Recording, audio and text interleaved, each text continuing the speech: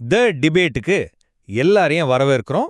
இன்னைக்கு நாம அண்டம் குரல் அப்படிங்கிற ஒரு தத்துவ மூலத்திலிருந்து ஒரு ஆழமான கருத்தை அலசி ஆராய போறோம். இந்த மூலம் மனிதனோட குணங்களை ஒரு பூவோட இதழ்கள் மாதிரி பல அடுக்குகளா பாக்குது. அதுல முதல் இதழ் அப்படிங்கிறது ஒருத்தரோட அடிப்படையான தூய்மையான குணம். அந்த மூலத்தோட படி முதல் மனிதன் என்பது வெறும் உடம்பில்ல, அது நம்ம முதுகெலும்பு வழியா பயணிக்கிற ஒரு சக்தி, ஒரு ஆற்றல். அந்த ஆற்றல் இந்த முதல் இதழ்ல இருந்து தான் உருவாகுது. சரி, நம்மளோட இன்றைய விவாதம் இதுதான். இந்த முதல் இதழ்ங்கிறது நம்மளோட உள்ளார்ந்த மாத்திக்கவே முடியாத ஒரு மைய குணமா, இல்ல வாழ்க்கையோட தேவைக்கு ஏத்த மாதிரி நாம மத்த குணங்களோட சேர்த்து கையாள வேண்டிய ஒரு நிலையானு?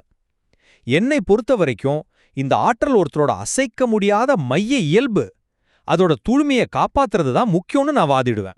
ஆனா நான் இத கொஞ்சம் வித்தியாசமா பாக்குறேன். இந்த முதல் இதழ் நம்மளோட அடித்தளம் தான், அதுல சந்தேகமே இல்ல. ஆனா இந்த காலகட்டத்துல மத்த நிலைகளையும் புரிஞ்சுக்கிட்டு அத புத்திசாலித்தனமா கையாண்டு வாழ்றது தான் உண்மையான ஞானம்னு நான் நினைக்கிறேன். சரி, என் தரப்பு வாதத்தை நான் முதல்ல சொல்றேன். மூலத்துல என்ன சொல்லியிருக்குன்னா, இந்த முதல் இதழோட ஆற்றலுக்கு ஒரு தனி வேலை, ஒரு தனி பாதை, அப்புறம் ஒரு தனி சுழற்சி இருக்குன்னு குறிப்பிடப்பட்டிருக்கு. முக்கியமா அது எதுலயும் ஒட்டாது, யாரோடையும் கலக்காதுன்னு சொல்ற வரிகள் அதோட உள்ளார்ந்த தூய்மையான தன்மையை ரொம்ப ரொம்ப தெளிவா காட்டுது. அதாவது இது மத்த குணங்களோட கலக்கவே கூடாத ஒரு தனித்துவமான சக்தி. அதோட குணம் நேர்மைன்னு வரையறுக்கப்பட்டிருக்கு. நேர்மைங்கிறது சூழ்நிலைக்கு ஏத்த மாதிரி நாம மாத்திக்கிற ஒரு விஷயம் கிடையாது இல்லையா? அது ஒருத்தரோட அடிப்படை, அசைக்க முடியாத குணம். அதனாலதான் நான் முதல் இதழ் நிலையில தான் இருக்கேங்கிற நினைப்போட வாழணும்னு மூலம் சொல்லுது. வெளியே இருந்து எவ்வளவு அழுத்தம் வந்தாலும் நம்மளோட இந்த மைய அடையாளத்தை நாம உறுதியா பிடிச்சுக்கணும். மத்த இதழ்களை தொடர்றது ஒருவேளை தவிர்க்க முடியாததா இருக்கலாம், ஆனா அது ஒரு விரும்பத்தக்க நிலையா எங்குமே சொல்லப்படல. முதல் இதழோட தூய்மையை காப்பாத்துறது தான் இலக்கே தவிர மத்த குணங்களை ஏத்துக்கிறது இல்ல. நீங்க சொல்றது புரியுது. ஆனா நான் இத முற்றிலும் வேற ஒரு கோணத்துல பாக்குறேன். மூலத்துல இருக்கிற ஒரு வரி எனக்கு ரொம்ப முக்கியமானதா படுது. வேணும்னா வேற யாரும் அதை கையாள முடியும். இந்த ஒரு வரி தான் மொத்த விவாதத்தையும் மாத்துதுன்னு நான் நினைக்கிறேன். இது அந்த ஆற்றல் யாராலையும் மாத்த முடியாத ஒரு தனிப்பட்ட குணம்ங்கிறத விட அத நம்ம உணர்வுபூர்வமா கையாள முடியும், கட்டுப்படுத்த முடியுங்கிறத காட்டுது. அது ஒரு கருவி மாதிரி.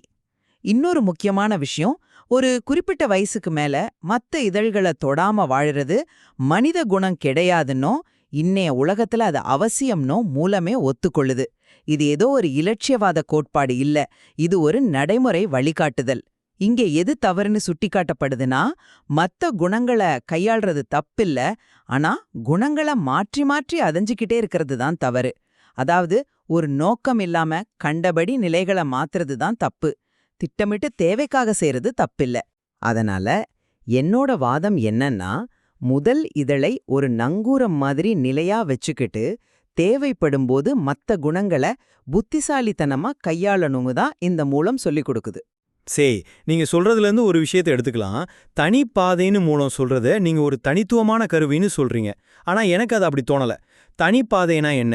சூரிய குடும்பம் எப்படி தன்னைத்தானே சுத்திக்கிட்டு அதோட பாதையில மட்டும் போகுதோ, அதே மாதிரி இந்த ஆற்றலும் அதோட தூய்மையான வழியில வேற எதனாலையும் பாதிக்கப்படாம பயணிக்கணும். மத்த குணங்களோட நிழல் கூட அது மேல படக்கூடாதுங்கிறது தான் அதோட நோக்கம். அது எதுலையும் ஒட்டாதுன்னு சொல்றது நாம அதை ஒட்டப்படக்கூடாதுங்கிற ஒரு கட்டளையா தான் நான் பாக்குறேன். இல்லதான் நம்ம பார்வை மாறுபடுது. நீங்க அத ஒரு கட்டளையா பாக்குறீங்க, நான் அது ஒரு பாதுகாப்பு அம்சமா, ஒரு சேஃப்டி ஃபீச்சரா பாக்குறேன். உண்மையா சொல்லப்போனா இந்த தனிப்பாதைங்கிற வரியை நான் முதல்ல படிச்சப்போ நீங்க சொல்ற மாதிரி தான் எனக்கும் தோணுச்சு. ஆனா ஆழமா யோசிச்ச பிறகுதான் அதுக்குள்ள ஒரு பெரிய நம்பிக்கை இருக்கிறது புரிஞ்சுது. அது எதுலயும் ஒட்டாதுங்கிறதுக்கு அர்த்தம் என்ன? நாம சூழ்நிலை காரணமா மத்த இதழ்களை, உதாரணத்துக்கு கோபம், பொறாம மாதிரி குணங்களை தொட்டுட்டு திரும்பும்போது கூட அதோட தூய்மை கெட்டு போகாது. அது மறுபடியும் தன்னோட இயல்பு நிலைக்கு வந்துடும். அதுதான் அதோட தனித்தன்மை. அது ஒரு வரம். பாதையை விட்டு விலகினாலும் திரும்ப சரியான பாதைக்கு வர முடியுங்கிற ஒரு உத்தரவாதத்தை அது கொடுக்குது. பாதுகாப்பு அம்சத்தையே ஒரு சாக்கா வச்சு நம்ம அடிக்கடி பாதையை விட்டு விலக ஆரம்பிச்சிட்டா என்ன ஆகும்? மூலம் அதுக்கு எதிராக தானே எச்சரிக்குது. அலைஞ்சிக்கிட்டே இருக்கிறது தவறுன்னு சொல்றது அதை தானே. ஒரு தடவை பாதை தவறுனா திரும்பி வரலாங்கிறதுக்காக வேணுனே பாதை தவறது சரியா? அந்த நேர்மைங்கிற குணம் கொஞ்சம் கொஞ்சமா நீர்த்து போயிடாதா? ரொம்ப நல்ல கேள்வி.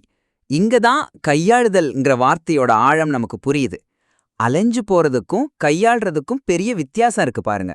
அலைஞ்சு போறதுன்னா கட்டுப்பாடு இல்லாம உணர்ச்சிகளோட போக்குல போறது. உதாரணத்துக்கு கோபத்துல மூழ்கி அதிலிருந்து வெளியே வர முடியாம தவிக்கிறது. ஆனா கையாள்றதுங்கிறது ஒரு குறிப்பிட்ட தேவைக்காக ஒரு குணத்தை ஒரு கருவி மாதிரி பயன்படுத்துறது. இது ஒரு தொழில் அதிபரோட பார்வையிலிருந்து பார்ப்போம். அவரோட அடிப்படை குணம் நேர்மை, அதாவது முதல் இதழ். ஆனா ஒரு பெரிய ஒப்பந்தத்துக்காக போட்டியாளரோட பேச்சுவார்த்தை நடத்தும்போது சில திட்டங்களை, சில தகவல்களை முழுசா வெளிப்படுத்தாம மறைக்க வேண்டியிருக்கும். அது தற்காலிகமா வேறொரு குணத்தை கையாள்ற மாதிரி. வேலையை முடிச்சிட்டு அவர் திரும்பவும் அவரோட இயல்புக்கு வந்துடுறார். இங்க அவர் அலைந்து போகல, ஒரு கருவிய பயன்படுத்துறார். அந்த ஒப்பந்தம் கிடைச்சதும் அந்த முகமுடிய கழட்டி வச்சுட்டு திரும்பவும் தன்னோட முதல் இதழ் நிலைக்கு வந்துடுறார். இது ஒரு திறமை. இந்த திறமை இல்லனா இந்த உலகத்துல ஜெயிக்கிறது ரொம்ப கஷ்டம். நீங்க சொல்ற உதாரணம் நடைமுறைக்கு சரியா இருக்கலாம். ஆனா தத்துவார்த்தமா இது ஒரு பெரிய சிக்கலை உருவாக்குது. வேற வழியே இல்லாம சில செயல்களை செய்ய வேண்டியிருக்குன்னு மூலம் சொல்றது ஒரு எச்சரிக்கையா, ஒரு வருத்தத்தோட ஒப்புதல் வாக்கு மூலமா எனக்கு படுது. அது சமரசத்துக்கான அங்கீகாரம் இல்ல. நவீன உலகம் நம்மளோட மைய இயல்புல எவ்வளவு தூரம் தள்ளுதுன்னு பாருங்கன்னு சொல்ற மாதிரி இருக்கு. இந்த அழுத்தங்களுக்கு மத்தியிலையும் நேர்மையை பேணுவதற்கான போராட்டம் தான் இங்க முக்கிய செய்தி. நீங்க சொல்ற அந்த தொழில் அதிபர் ஒரு கட்டத்துல எது நடிப்பு எது நிஜம்னு தெரியாம குழம்பி போக வாய்ப்பு இல்லையா? அந்த தற்காலிக குணம் நிரந்தரமா ஒட்டிக்கிட்டா என்ன ஆகும்? இது ஒரு ஆபத்தான சரிவு பாதை இல்லையா? மன்னிக்கவும், அந்த வாதத்தை நான் ஏத்துக்கல. அது ஒரு சரிவு பாதையா மாறுமா இல்லையாங்கிறது அந்த தனி நபரோட கட்டுப்பாட்டையும் விழிப்புணர்வையும் பொறுத்தது. மூலம் சொல்றது வருத்தத்தோட வாக்குமூலம் இல்ல, அது யதார்த்தத்தை ஏத்துக்கிறது. ஒரு இலட்சியவாதியா தனிச்சு நின்னு உலகத்திலிருந்து விலகி இருக்கிறத விட இந்த சிக்கலான உலகத்துல தன்னை இழக்காம எப்படி வாழ்றதுன்னு ஒரு வழிகாட்டுதல் தான் இது. வேற வழி இல்லாமங்கிறது ஒரு சாக்குப்போக்கு இல்ல, அது ஒரு யதார்த்தமான மதிப்பீடு. அந்த யதார்த்தத்தை ஏத்துக்கிட்டு நான் முதலிதழ் நிலையில தான் இருக்கேங்கிற பிடிப்போட செயல்படுறது தான் உண்மையான திறமை. நீங்க சொல்ற மாதிரி குழப்பம் வராம இருக்கத்தான் அந்த நங்கூரம், அந்த முதல் இதழ் தேவைப்படுது. இயற்கையா முதுகெலும்புல தானாவே எழும்புதுன்னு மூலம் சொல்லுது. அப்போ நம்ம சுய விருப்பத்துக்கு அங்க என்ன பங்கு? அது தானா நடக்கிற ஒரு செயல்னா நாம எப்படி அதை ஒரு கருவி மாதிரி பயன்படுத்த முடியும்? இங்கதான் ஒரு ஆழமான புரிதல் தேவைப்படுது. ஆற்றல் தானா எழும்புதுங்கிறது அதோட அடிப்படை இயல்பு. ஒரு செடிக்கு தண்ணி ஊத்துனா அது தானா வளரும், அது அதோட இயல்பு. ஆனா அந்த செடியை எப்படி அழகா வெட்டி ஒரு வடிவத்துக்கு கொண்டு வரதுங்கிறது தோட்டக்காரனோட திறமை. அது மாதிரிதான் இந்த ஆற்றல் நம்ம கிட்ட இருக்கு. ஆனா அந்த இயல்பான ஆற்றலை வச்சுக்கிட்டு சிக்கலான சூழ்நிலைகளை எப்படி கையாள்றதுங்கிறது தான் நம்ம சுய விருப்பத்தையும் திறமையும் பொறுத்தது. வேணும்னா வேற யாரும் அதை கையாள முடியுங்கிற வரிக்கு இதுதான் அர்த்தம். அது ஒரு எச்சரிக்கை இல்ல, அது ஒரு சாத்தியம்.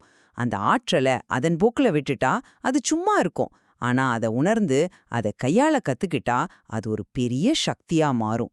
இது செயலற்ற தூய்மையை விட செயல் ஊக்கமுள்ள பிரஜ்ஞாபூர்வமான ஈடுபாட்டை கோருது. நடிக்க முடியுங்கிறது ஒரு திறமையா இருக்கலாம். ஆனா அது மூலத்தோட நோக்கத்துக்கு எதிரா இல்லையா? முதலிதழோட நேர்மைங்கிற குணத்தை ஒரு தற்காலிக உடைய போல கடற்றி மாற்றதை இது ஊக்குவிக்கிற மாதிரி தெரியலையா? அப்போ உங்க பார்வையில நேர்மையா இருக்கிறதும் தேவைப்பட்டா கோபத்தை ஒரு கருவியா பயன்படுத்துறதும் ஒரே தராசுல வைக்க முடியுமா? ஒரு குணத்தை விட்டு இன்னொருக்கு தாவுறப்போ நம்மளோட அந்த மைய குணம் வலுவிழந்து போகாதா? நான் அப்படி சொல்லவே இல்ல. நடிக்கிறத பத்தி நான் பேசல, குணங்களை கையாள்றத பத்தி தான் பேசுறேன். ரெண்டுக்கும் பெரிய வித்தியாசம் இருக்கு. மூலத்துல மத்த இதழ்கள் கோபம், பேராசை, பற்று மாதிரியான குணங்களோட தொடர்பு படுத்தப்படுது. உதாரணத்துக்கு ஒரு அநியாயம் நடக்கிற இடத்துல அமைதியா இருக்கிறது நேர்மை ஆகாது. அங்க கோபத்தை காட்ட வேண்டிய அவசியம் ஏற்படலாம். அது ஒருவேளை 4வது இதழோட குணமா இருக்கலாம்.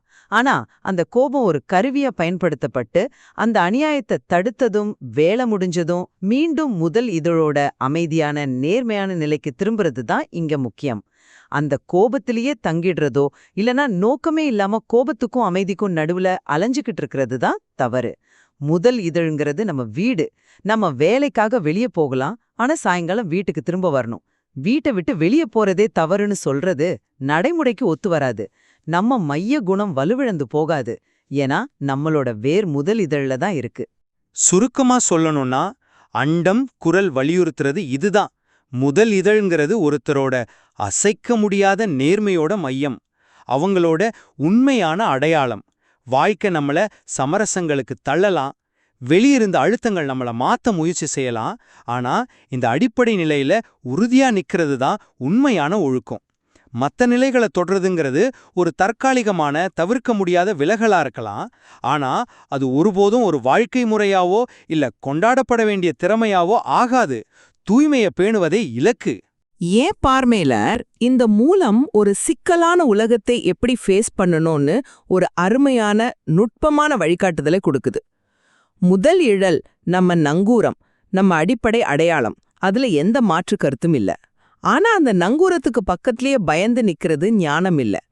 தேவைப்படும்போது மத்த அவசியமான குணங்களை உணர்வுபூர்வமா கையாண்டு, ஆனா நம்ம பாதை அழக்காம நம்ம மையத்தை விட்டு விலகாம இருக்கிறது தான் உண்மையான திறமை. இது விடாப்பிடியான தூய்மையை விட திறமையான நெகிழ்வான மாற்றியமைத்தலை பத்தினது. செயலற்ற தன்மையை விட செயல் ஊக்கமுள்ள ஈடுபாட்டையே இது போதிக்குது.